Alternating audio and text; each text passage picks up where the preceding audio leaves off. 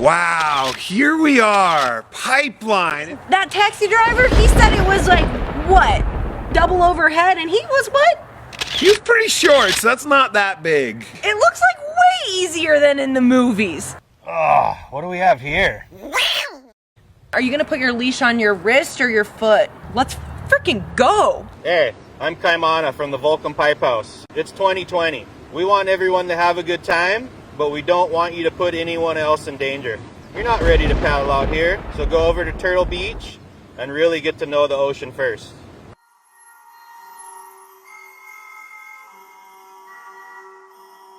You took that class, right? Yeah, on .com. I mean, just because it's our first time out here doesn't mean we don't know what we're doing. It looks pretty safe. How do you know it's safe? Well, this avalanche beeper hasn't gone off once. It looks like that guy knows what he's doing. He has super nice gear too. It's like the buddy system, I'm pretty sure. Good idea. Hey buddy, can we follow you? I think it's awesome that you want to get out into the backcountry, but you might have to be a little more honest with yourself and where you're at right now. I'd say that there's 3 things you should probably focus on before you consider heading out there right now. With the current restrictions on resorts, we're expecting a lot of new participants in the backcountry this year. Owning the best gear and taking some classes just isn't enough. Education supplemented by experience is going to be the winning combination. First off, take a class, and I'm talking about an in-person, professionally taught avalanche awareness class. And even after you've taken that class, that's just the beginning. You're embarking on a journey of a lifelong relationship with Mother Nature, and being able to stay in tune with that is extremely important.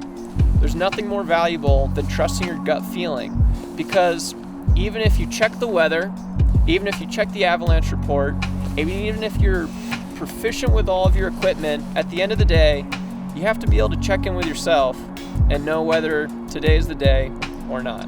One of the things that I take really seriously about traveling in the backcountry is the fact that my crew is my lifeline if something goes wrong. So while you're choosing your crew, your group of people to go out into the backcountry with, consider the fact that these are going to be the people who are going to save your life in that bad situation. On the North Shore, they've had decades to figure out how they want to regulate beginner surfers, which leaves the snow community with an interesting question. There's been a rapid increase in people traveling in the backcountry, and not only do we want to make sure everyone has a good time, but how do we want to make sure everyone has a safe time as well?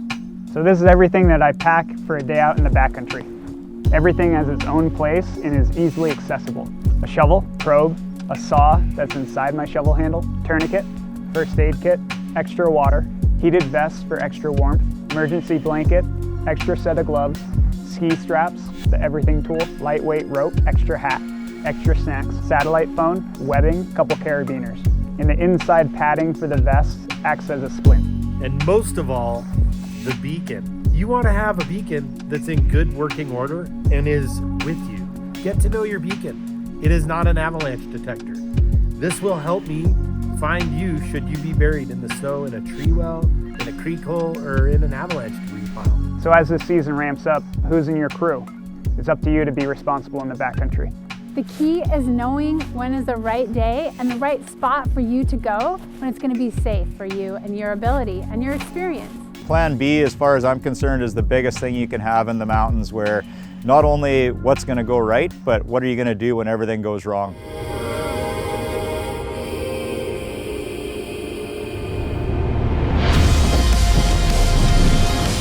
Avalanche, avalanche, avalanche.